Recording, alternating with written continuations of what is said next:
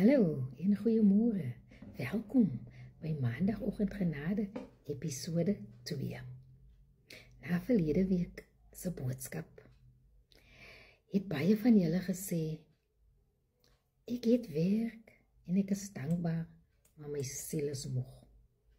Moeg van onregverdige behandeling, moeg van gebreekte beloftes, moeg van waardes wat net op papier pronk of prik, maar nie in die mense leef nie.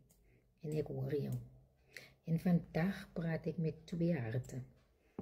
Die eerste, jou hart, wat werk soek. Jy wat elke dag wag vir die oproep wat sê jy die werk gekry, nou waarna ek verlede week verwys het, kom in vir die papierwerk.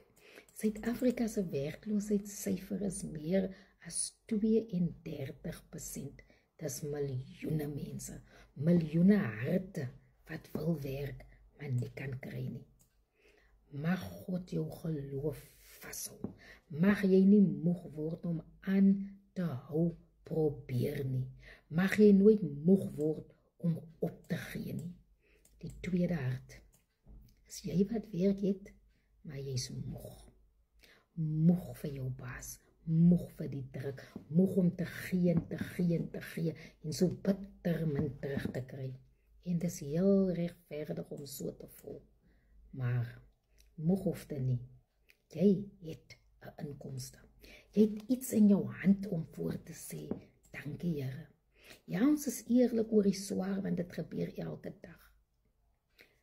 Maar jou reaksie onder druk wys nie net jou karakter nie, dit wys in wie jy glo. In wie jy glo.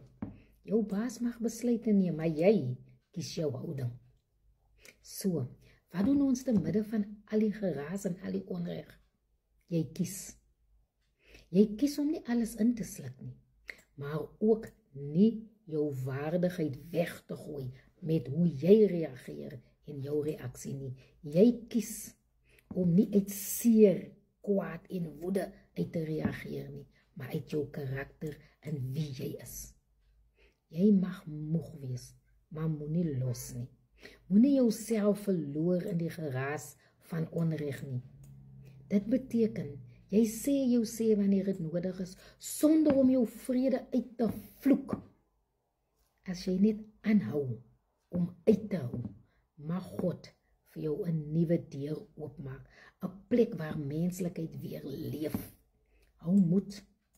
God sien elke poging. Hy tel elke traan agter jou glimlag. Hy stille traan in die badkamer waarvan niemand weet nie. God sê vir jou, hy's nog nie klaar met jou nie. Hy's nog besig om jou storie te skryf. Want wat vandag vir jou 'n verleentheid is, of 'n vernedering is, gaan môre jou getuie wees. Efesiërs 6 vers 5 sê, dien julle aardse meesters met eerbied en opregtheid van hart, soos julle Christus dien. Dit beteken nie om alles te sluk nie, maar dit beteken om jouself nie te verloor, terwyl jy getrou bly nie. En ek sluit af, moenie net werk om te oorleef nie. Onthou wie jy in dit is. Jy dra lig in 'n donker maatskappy, 'n winkel, 'n salon, 'n kantoor. Jy kan nie beheer wat op jou afkom nie, maar jy kies wat jy bly, terwyl dit op jou afkom. En dit is jou krag.